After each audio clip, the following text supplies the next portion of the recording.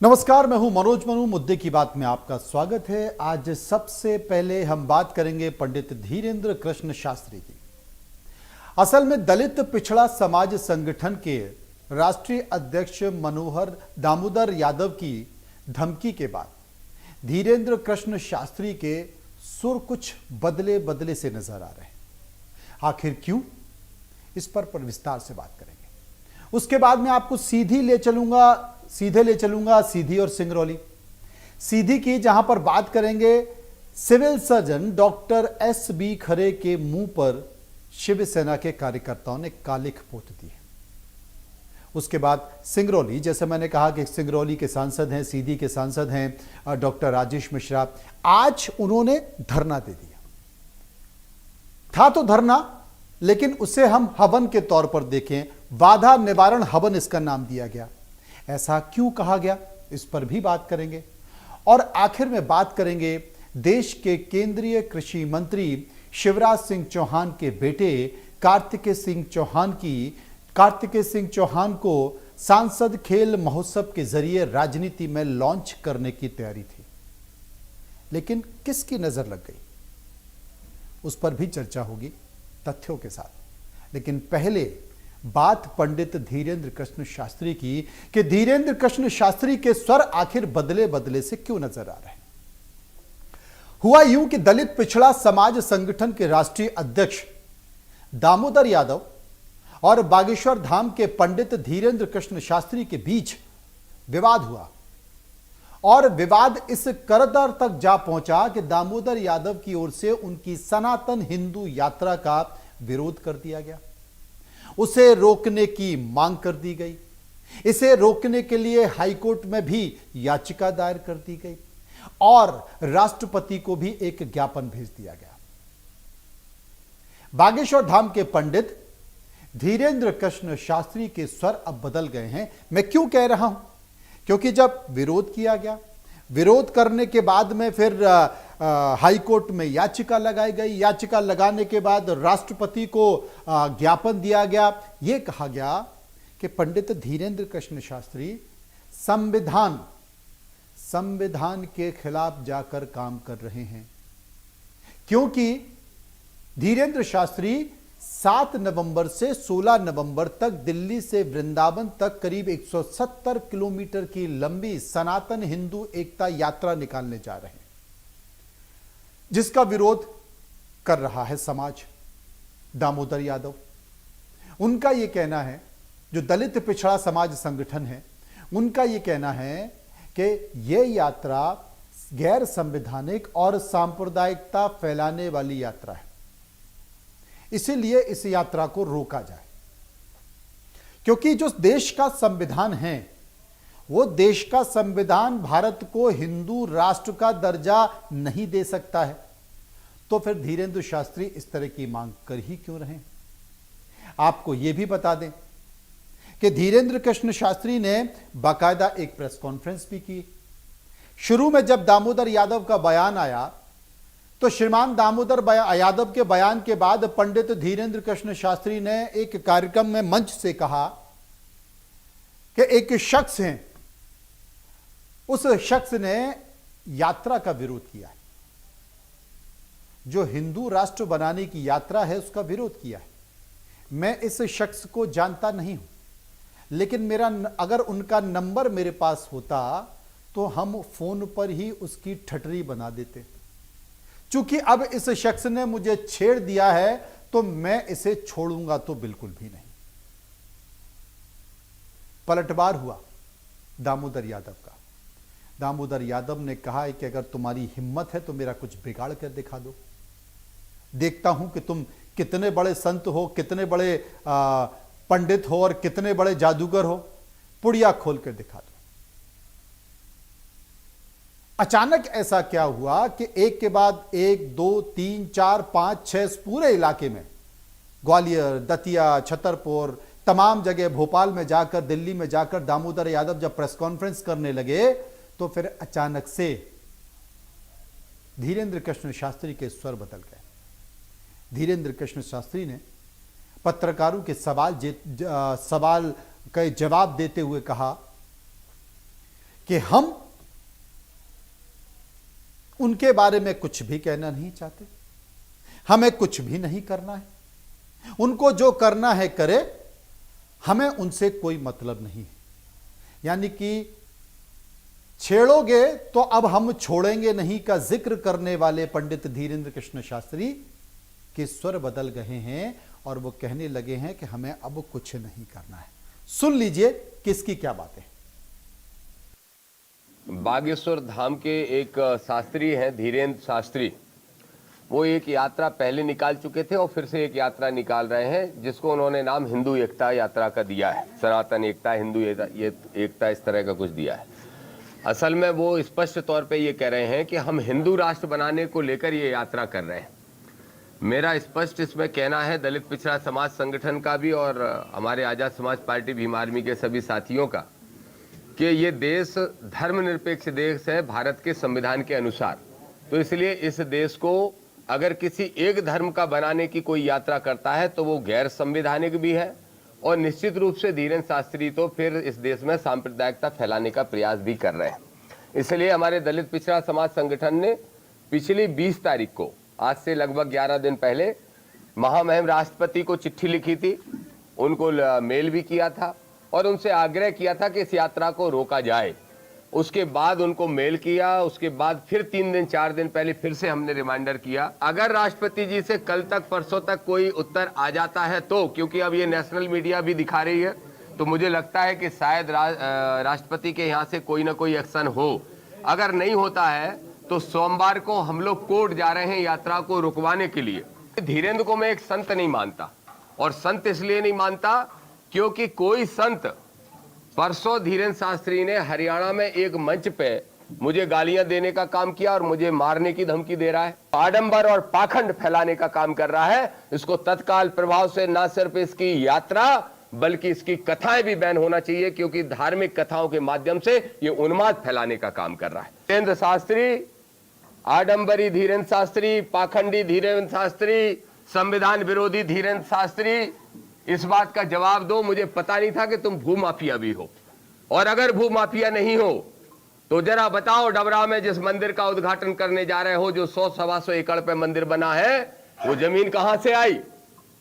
जिन श्रीमान ने वो मंदिर बनवाया उनसे भी पूछ रहा हूं, मेरे जिले के हैं, बताओ वो जमीन कहां से आई?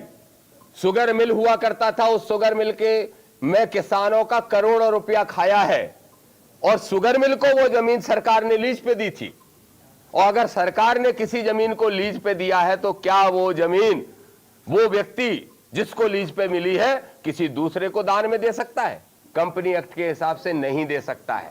तो कैसे 2 भाई हैं जो शुगर मिल के मालिक थे, एक भाई से दान पत्र लिखवा लिया गया और दूसरे भाई ने मुख्यमंत्री को शिकायत की है। जब हम तिवारी जी बैठे थे तो एक न्यूज चली, एक कोई बहुत बड़े महापुरुष हैं, उन्होंने कहा बागेश्वर बाबा की पदयात्रा नहीं करने देंगे, सुप्रीम कोर्ट जाएंगे। हाँ, कल के ही ना, कल के ही, अब उनका नाम तो हम भूल गए। उन्होंने राष्ट्रपति जी को पत्र लिख के कहा है कि बाबा की पदयात्रा आएगी तो हम लोग रोकेंगे और सुप्रीम कोर्ट जाएंगे। अब हमारे पास उनका मोबाइल नंबर नहीं है, नहीं तो हम ठटरी तो पहले फोन से बाहर थे। उन्हें ये पता ही नहीं है कि हम बहुत टेढ़े आदमी हैं। पहली बात तो तुम्हें छेड़ना नहीं चाहिए, और छेड़ा है तो अपन छोड़ेंगे भी नहीं बेटे। देखिए, हमें उनके बारे में किसी भी विषय का पता नहीं है। उन्होंने विरोध किया, हमने वो वीडियो देखा, हमें इससे कोई बुराई भी नहीं है। सबको अपनी अपनी बात कहने का अधिकार है, सबको अपने अपने हिसाब से अपनी बात रखने का अधिकार है।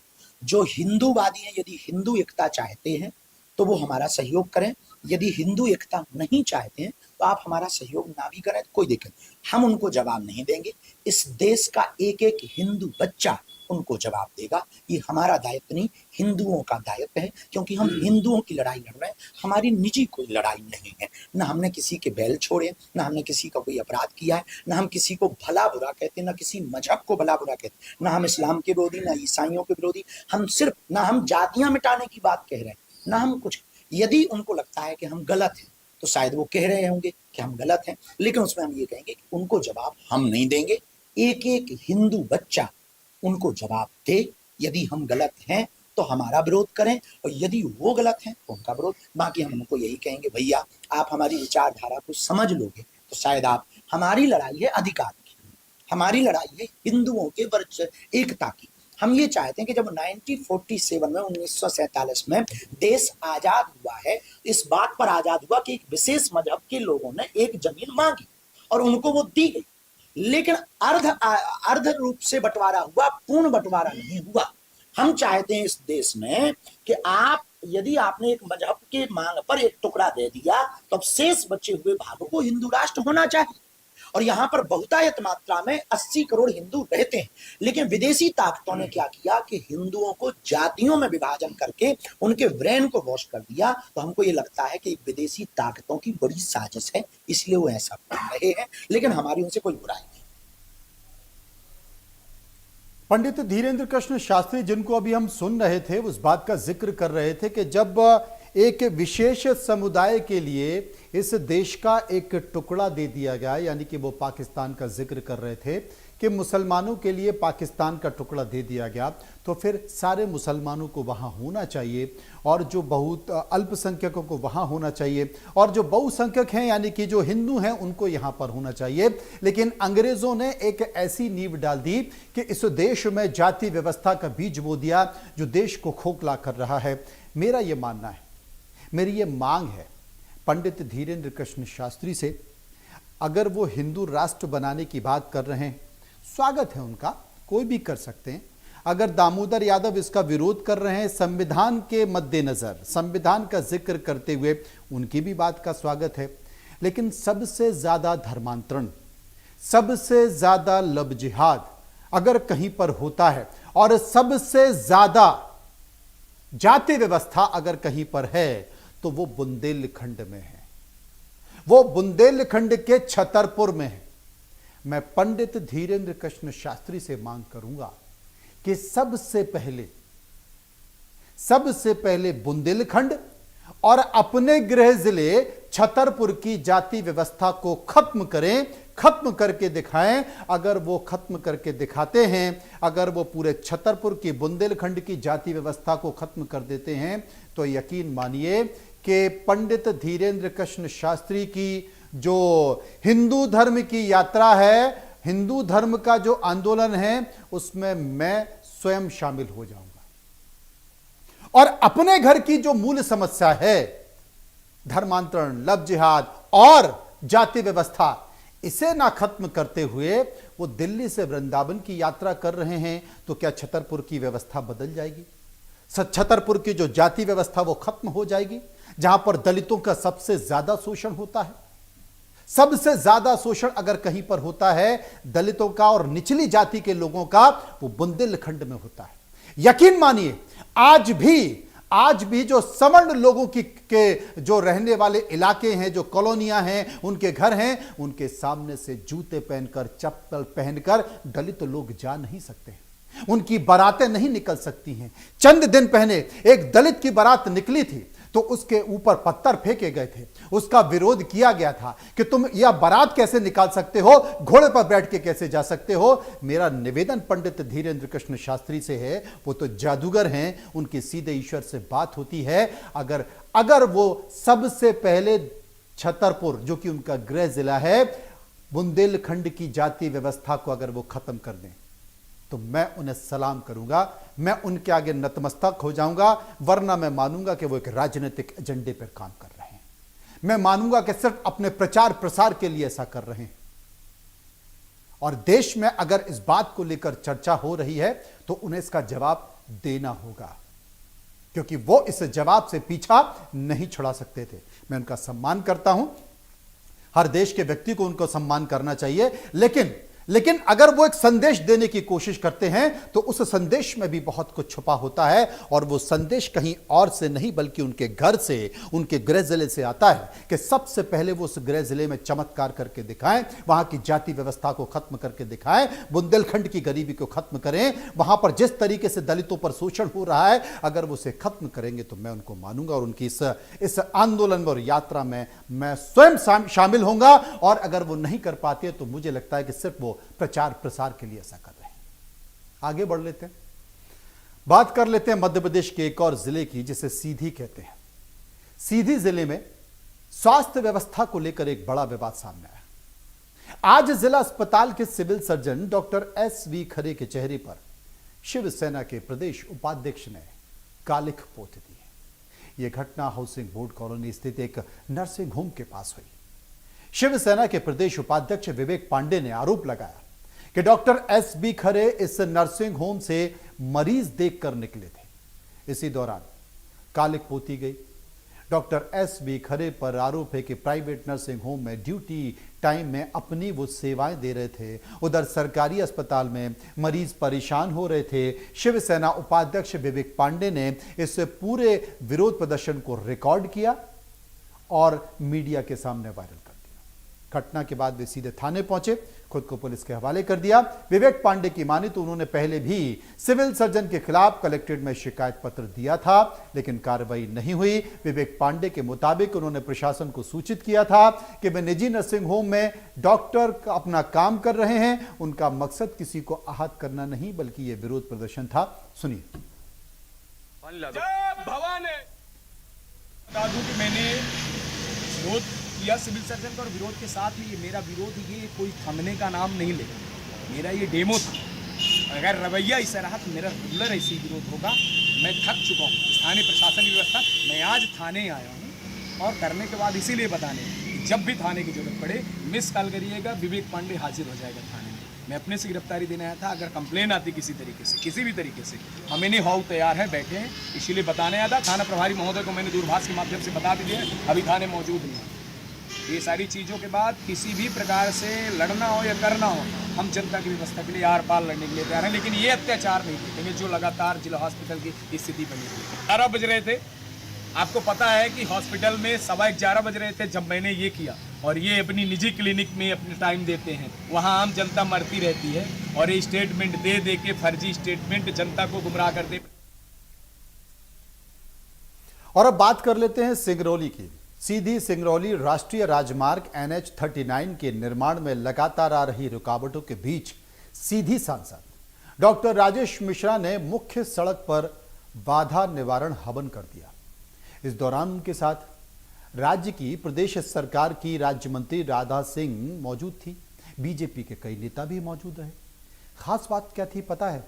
खास बात यह थी कि डॉक्टर राजेश सिंह सीधी से बीजेपी सांसद हैं और प्रदेश में बीजेपी की सरकार है, फिर भी उन्हें सड़क निर्माण के लिए हवन करना पड़ा, आहुति डालनी पड़ी, क्योंकि पीडब्ल्यूडी डिपार्टमेंट या पीडब्ल्यूडी डिपार्टमेंट का कोई भी अधिकारी उस सड़क को बना ही नहीं रहा था।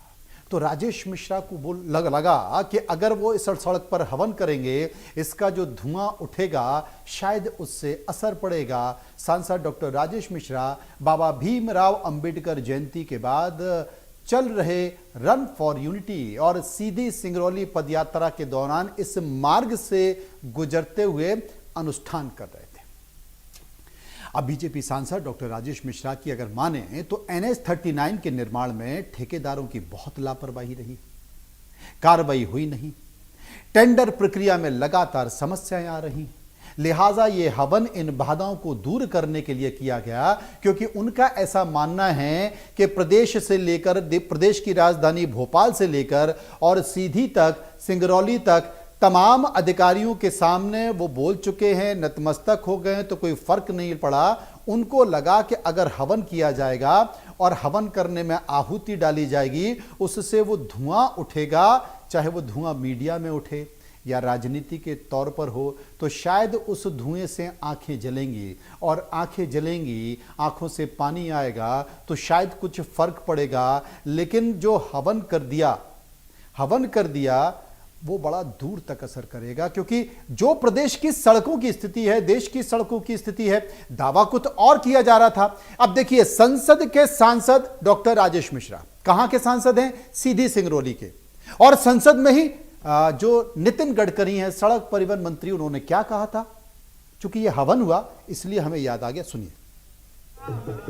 नरेंद्र मोदी जी के नेतृत्व में 2024 समाप्त होने के पहले हिंदुस्तान का रोड इंफ्रास्ट्रक्चर अमेरिका के बराबर होगा, ये वचन देते। नहीं, हमारा टेंडर पास हो गया, टेंडर खुलने वाला है, इसलिए हवन हुआ है। हम लोग खुशी के मारे, हम लोग सनातनी लोग हैं और जैसा कहते हैं कि हम बदे थे कि जो हमारा टेंडर हो जाएगा, टेंडर हमारा जल्दी हो गया और हम इसीलिए हवन पूजन किए हैं। थोड़ा सा सरकार, हमारी सरकार अगर ऐसा न होता तो भी 450 करोड़ का टेंडर किया उस रोड में, तो लगभग कितना पैसा अब तक हमारा लग गया, हजारों करोड़ रुपए लग गया, नहीं बन पाई है। ठेकेदारों की गलती है, ठेकेदार नहीं बनाए उसको, उनसे वसूला जा रहा है। विरोध कहीं नहीं है, सब बहुत सकारात्मक है, कोई विरोध नहीं है। को एकात्म करने के लिए दिन रात मेहनत करके और 560 लगभग रियासतों सल्तनतों को जोड़ करके आज भारत का वर्तमान स्वरूप है, वो हमारी एकता दृढ़ रहे, सुनिश्चित रहे, ऐसा यशस्वी प्रधानमंत्री जी के नेतृत्व में हम लोग यात्रा निकाल रहे हैं। 2024 का जिक्र नितिन गडकरी कर रहे थे और यहां पर सांसद जी हवन कर रहे हैं। सड़कों की स्थिति क्या है ये सबको बताए। आगे बढ़ते हैं, बात करते हैं विदिशा रायसेन लोकसभा की। कार्तिकेय सिंह चौहान जो कि प्रदेश के कृषि मंत्री शिवराज सिंह चौहान के बेटे हैं और बेटे हैं, तो अब कई सारे सवाल एक कार्यक्रम को लेकर उठ रहे हैं और वो कार्यक्रम है सांसद खेल महोत्सव। सांसद खेल महोत्सव के जरिए क्या कार्तिकेय सिंह चौहान को लॉन्च करने की तैयारी थी? सांसद खेल महोत्सव के निमंत्रण पत्र पर कार्तिकेय सिंह चौहान का नाम छपा था। निमंत्रण पत्र में कार्तिकेय सिंह चौहान को बड़ी जिम्मेदारी दी गई। मैं आपको बता दूं कि सांसद खेल महोत्सव में जो कि विदिशा में आयोजन किया जाना था, लोकसभा विदिशा रायसेन था, उसमें आयोजन किया जाना था। उसका उद्देश्य था फिटनेस को बढ़ावा देना, परंपरागत खेलों का प्रोत्साहन करना, स्थानीय प्रतिभा की पहचान करना, फिट इंडिया कार्यक्रम के तहत करना। उसमें जो कार्यक्रम आयोजित होने वाले थे, जिसमें कबड्डी है, क्रिकेट है, तमाम सारे कार्यक्रम आयोजित होने वाले थे।